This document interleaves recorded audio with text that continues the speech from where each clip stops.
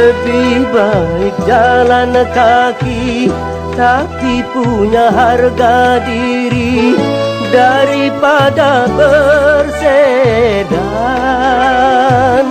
tanpa kehormatan.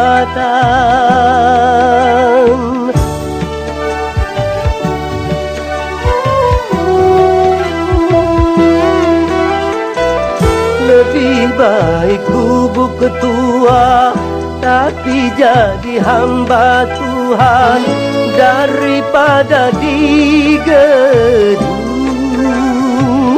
tanpa keimanan. Hanya dengan kehormatan diri jadi berharga.